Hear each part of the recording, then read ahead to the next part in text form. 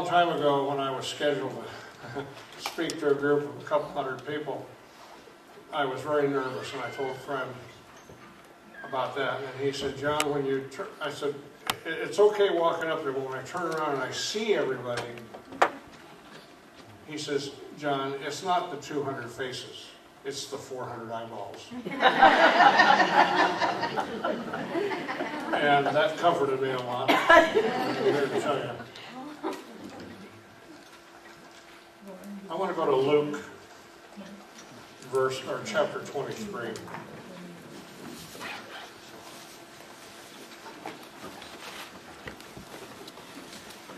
And we have it up here on the board. I don't know if you want to cut down the lights a little bit. Is that okay? Can everybody see that okay?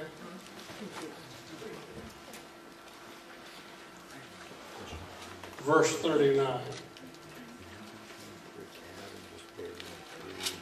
Now the situation was, Jesus has been taken to Calgary, excuse me.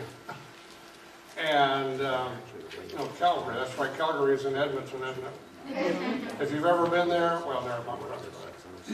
Sorry. He was on Calvary, on the cross, and there were two guys, one on either side, hanging there. And one was giving him a pretty bad time and taunting him and so forth. And so let's visit the scene. One of the criminals who was hanged there blasphemed him, saying, if you're the Christ, save yourself and us. But the other answering rebuked him, the other guy on the cross, saying, do you not even fear God, seeing you are under the same condemnation? And we indeed justly, for we receive the due reward of our deeds. But this man has done nothing wrong. Then he said to Jesus, Lord, remember me when you come into your kingdom.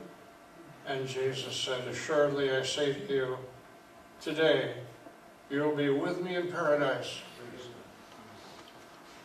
I'm calling this little message Close Calls. This guy had a close call. He just about didn't slide into home safe. The other man was called out. And one went to heaven with Jesus, and the other one went into eternal damnation.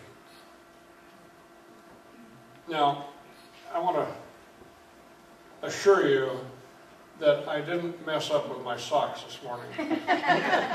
There's a reason for that, and I'll get to that a little bit later. I saw some people staring at my feet and thinking, poor John.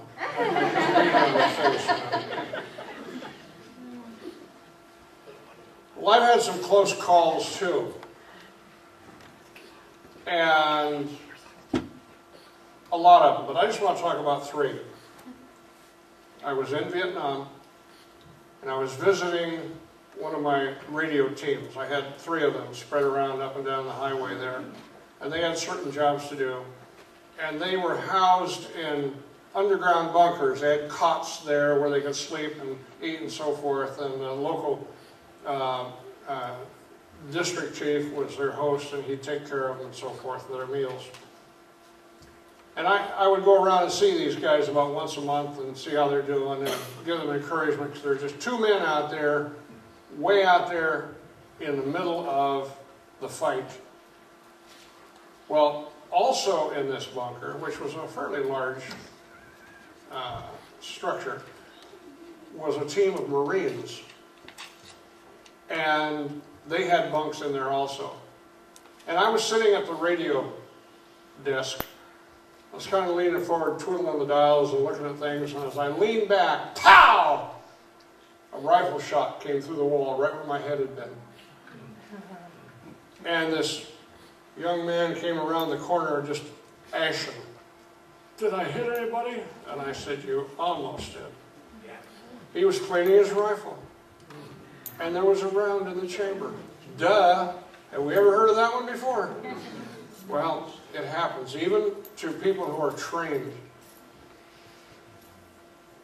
And after I kind of got through shaken about that close call, I went on with my job and so forth. A few years later, I was teaching ROTC over in Cheney at Eastern Washington State. And my cadets were learning how to scuba dive. We had a certified instructor, and we were going through all of the training in the pool there in the field house until come the open water dive, which is required to get your certificate. Well, we went out to Hayden Lake there, just east of Spokane. Now, it was December, and the water temperature was 34 degrees. Skim ice back in the little quiet corners of the lake and so forth, very cold. And so we went out, 2 people with the instructor. He was taking 2 out at a time. And we went down gradually out to about 35 feet in depth, which is 1 atmosphere, for those of you that care about that. And he stopped, and he turned around, and he did this, which means, is everything okay? And we give him a thumbs up. So we gave him the signal, everything was fine. He rolled over and started on down into deeper water. I went, no air. My air had run out. I could not reach the emergency valve on the back of my rig, and so I did the cool, well-reasoned thing. I shot to the surface as fast as I could. They said when I cleared the surface, my weights appeared. I came out of the water. I was going up that fast. Then I sank back down and went up and inhaled water. Now, if you've never breathed water at all, then you haven't experienced it. But at 34 degrees, I went totally helpless and began to sink. I couldn't move. I couldn't paddle. I couldn't kick. Nothing. Something happened to my nervous system, and I went completely helpless in the water. And whew, my instructor popped up right in my face, hit my emergency air on my buoyancy compensator, as we call them, in life vest, popped that, and I was okay. Later I asked him, John, we were starting into deeper water. What in the world, what happened? He said, something told me to turn around and check you guys to see if you were following me. And I saw you shooting to the surface, and I came up right beside you. I had to follow you up because I knew you were in trouble. Something told me. Then, years later, we were out here in Quinault. We had a Boy Scout troop going. And we went up, we decided we were going to cut firewood for fundraising.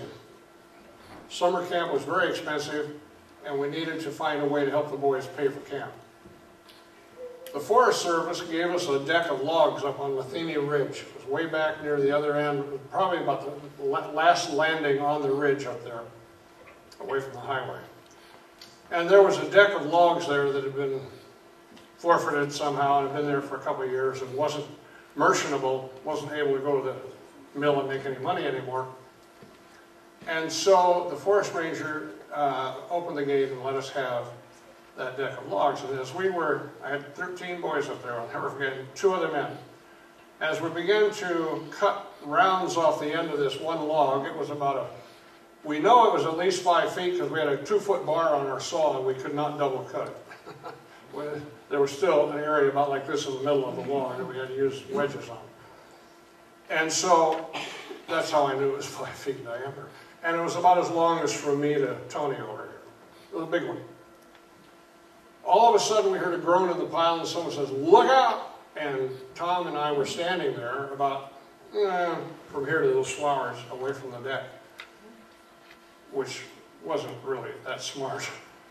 And he jumped away, and I jumped away, and tripped over a block of firewood that was laying there for no reason except it caught my leg as I went back. I fell down, and the log slammed my calf below the knee there. We reconstructed the event later, Jim Moliasa and Tom Beddoe and I. And we thought, you know, if that block of wood had not been there, and one of us would have tripped, it would have rolled right over us. it would have crushed somebody. As it was, it just took off part of the leg. No big deal. Well, it's a big deal for me, but not really that big a deal in the major scheme of things. So, and I asked the boys, why, later on, you know, next time we had a troop meeting, why was that block of wood there? Didn't anybody see that? I mean, my gosh, you were splitting the rounds up. Maybe from here to the sound booth, away from where Tom and I were standing. Why did this block of wood end up behind me? And nobody knew how it got there. Interesting, huh?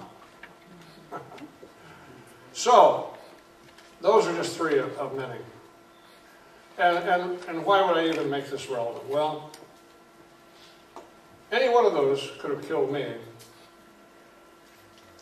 But I want to go on and talk about something else that happened that I had forgotten about. And that was,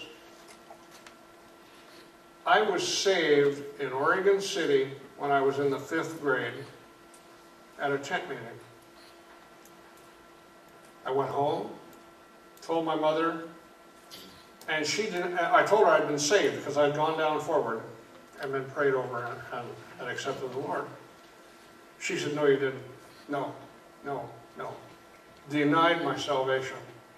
As a result, I quickly forgot about all of that and didn't even remember the conversation with my mother. It was just all blocked out for 50 years. 50 years. So that when I was saved on March 24th, 1988, I thought I was saved like the first time. And as time went by and I began to pray and visit my past, there was a lot of stuff there that needed forgiving, and I needed to be forgiven for some things.